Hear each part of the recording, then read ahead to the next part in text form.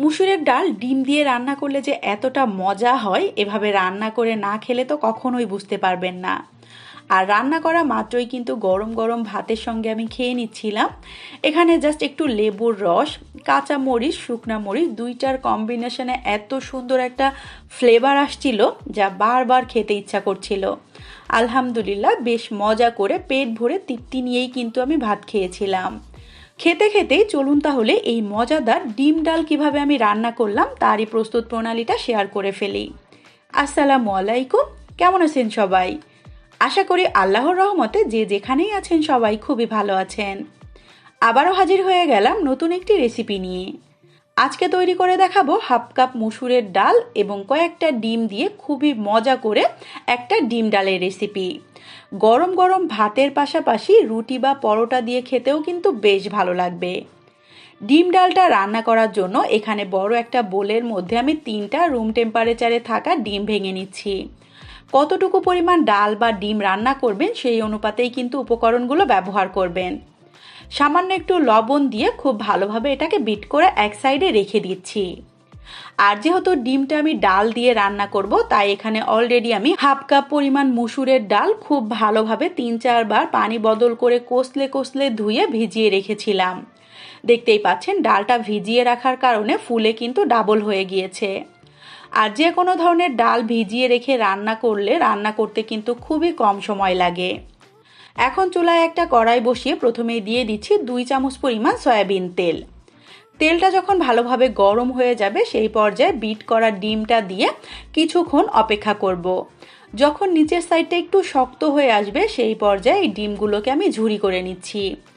ডিমের নিচের পাটটা একটু শক্ত হয়ে গেলে তারপরে নাড়াচাড়া করলে ডিমগুলো একটু বড় আকারের ঝুরি হয়, তখন ডালের মধ্যে ডিমটা দিলে ডিমটা কিন্তু খুব ভালোভাবে বোঝা যাবে। ডিমটা কয়েক সেকেন্ড নেড়ে চেড়ে আমি চুলা থেকে নামিয়ে নিয়েছি। চুলায় আবারও একটা কড়াই বসিয়ে প্রথমেই দিয়ে দিচ্ছি আমি আগে থেকে ভিজিয়ে রাখা মসুরের ডাল। তারপর এখানে দিয়ে দিচ্ছি আমি 2 থেকে আড়াই কাপ পরিমাণ পানি। আর ডালটা একটু মাখা মাখা হবে সেটা বুঝেই কিন্তু পানিটা দিতে হবে। তারপর এখানে স্বাদ মতো দিয়ে দিয়েছি কিছুটা কাঁচা মরিচ, তার সঙ্গে 2টা পেঁয়াজ কুচি এবং একটা রসুন কুচি। হাফ চামচ পরিমাণ দিয়ে দিচ্ছি এখানে হলুদের গুঁড়া, স্বাদ মতো দিয়ে দিচ্ছি লবণ। এখানে আমি হাফ টেবিল চামচের মতো লবণ ব্যবহার করেছিলাম। হাফ চামচ পরিমাণ দিয়ে দিচ্ছি ভাজা জিরার গুঁড়া। এই ডালটা সেদ্ধ করার ক্ষেত্রে এখানে কিন্তু আমি কোনো রকম সয়াবিন তেল ব্যবহার করব না, জাস্ট একবারে বাগারের সময় আমি তেলটা ব্যবহার করব। কিছুক্ষণ নেড়ে চেড়ে ডালটাকে আমি 80% সেদ্ধ করে নিয়েছি। তারপর এখানে অ্যাড করে দিচ্ছি বেশ বড় সাইজের একটা টমেটো কুচি। একটু ছোট ছোট করে টুকরো করে নিয়েছি যাতে করে দ্রুত সেদ্ধ হয়ে যায়। 2-4 মিনিট একটু নেড়ে চেড়ে তারপর এখানে একটা ডাল ঘুটনি দিয়ে খুব ভালো করে ডালগুলোকে আমি ঘুটে দিচ্ছি। আমি এই ডালটাকে ওরং কাঠির সাহায্যে ঘেটে নিচ্ছি। আপনারা যে কোনো কিছু দিয়েই কিন্তু ডালটা খুব ভালো করে ঘেটে নিয়ে রান্না করার চেষ্টা করবেন, এতে করে ডালটা খেতে কিন্তু খুবই ভালো লাগবে। খুব ভালোভাবে মিক্স করে নেওয়ার পর তারপর এখানে দিয়ে দিচ্ছি আগে থেকে ডিমের যে ঝুড়িটা রেডি করে রেখেছিলাম সেটা, তার সঙ্গে 1/4 কাপের মতো ধনিয়া পাতা কুচি দিয়ে আবারও কিছুক্ষণ নেড়ে চেড়ে এই পর্যায়ে আমি ডালটাকে এক সাইডে নামিয়ে রেখে এই ডালটা বাগার দিব তার উপকরণটা রেডি করব।